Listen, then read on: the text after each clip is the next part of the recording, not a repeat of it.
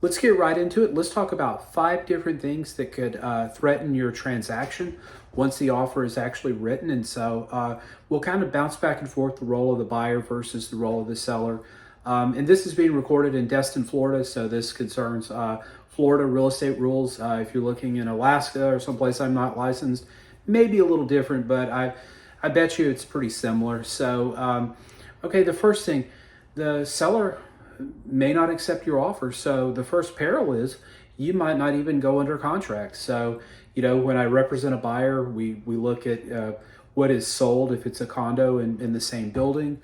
Recently, if we have a recent sale or two, we definitely look at that. We also kind of forecast where the market is going. We look at things like days on market, interest rates, all of that good stuff.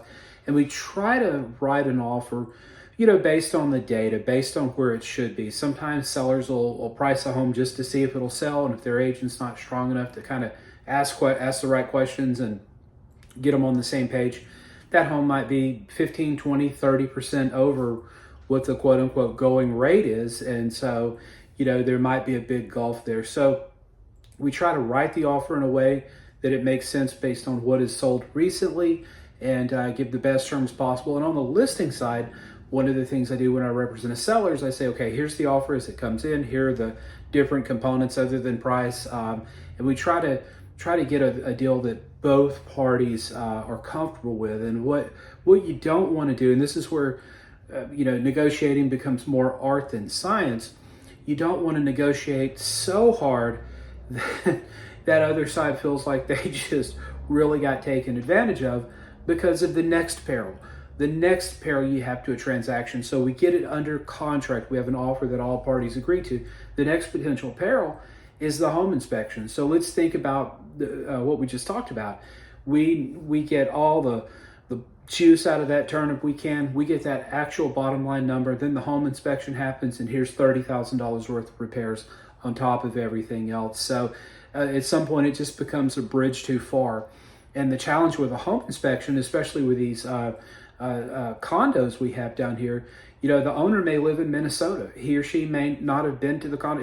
It's not uncommon to represent a seller down here, and that seller hasn't been in the actual unit in 2 to 3 years. And so, they might not be aware of things that can go wrong. Well, that inspector, he or she's going to find them, and there's going to be photos and a nice report and whatnot. So, the inspection, it might get to a point where if we negotiated too hard as the buyer, the seller may look at that and say, this is just too much. I can't do this.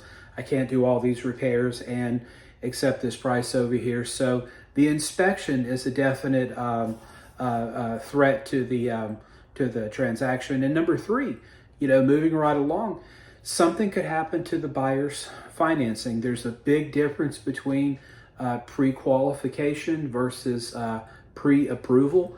And you better believe if I'm representing the seller, I'm all about that. If I get a pre-qualification letter to go along with a loan, we'll look at it, but obviously very quickly, we're wanting a pre-approval letter, very early in the process before we get too long. So, there could be something with the buyer's income. Maybe the buyer says they make $300,000 a year, but it's all 1099, so banks, there are special loan programs for people that are independent contractors, but it's not as easy as for an independent contractor as it would be for someone with a regular, salary type arrangement. And so something could happen to your loan. So, interest rates could go up. If you were pre-approved in September when rates were a little lower than they are now here in early January, those numbers might not mesh. And so when I work with a buyer, if there is a gap, and on the coast you often see that, they may look for a year, I'll tell them, look, about every 90 days, let's go back to your lender. Let's let him or her run the numbers for you again and make sure we're in the right price range. I've had it to where we've had to go down maybe $75,000 in the range we looked at just because of difference, fluctuation in interest rates. So the peril number 3, something could happen to your loan.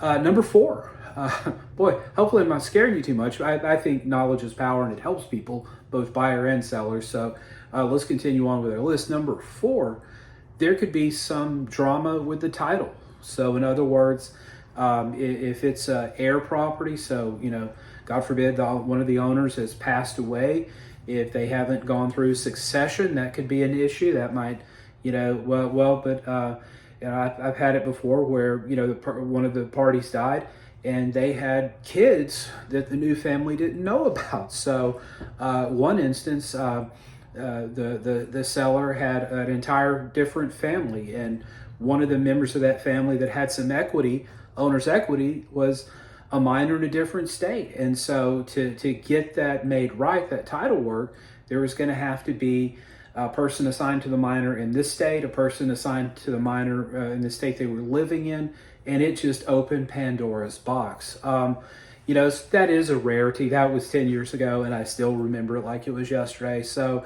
that doesn't happen often. What's more common, when a person goes in to list the house, you hope is the listing agent. They do what's called a mock net sheet, where we get the seller to find out how much, if anything, they owe on the property. And, we ask them stuff like, look, did you take out a second loan or a third loan or anything like that? I'll go one step further. I'll say, hey, any chance you have some credit cards that you didn't pay off?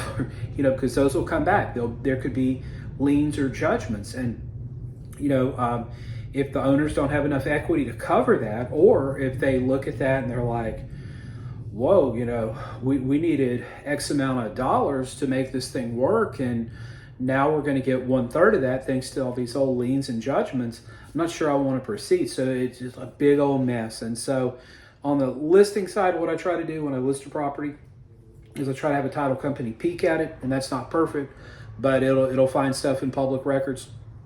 On the buyer side, if I'm representing a buyer, I want that title company as well to open that file as soon as possible. You don't want them opening the file 2 weeks before closing and everyone rushing at the last minute. And so there could be a title issue. That's our fourth threat. And number 5, there could be insurance issues with the property. And so not too long ago, not too many years ago, the way we did insurance was, hey, who's your current carrier? I just call them up a few days before closing. They'll bind a policy, and we'll go. If you're not happy with it, you feel like it's too much or whatnot, you can always shop it, at the end of that first year. Well, what we're seeing now is insurance is all over the board. So one of the things I do, if I'm representing the buyer, I'll ask the listing agent to go back to the seller and say, who do they currently have insurance with?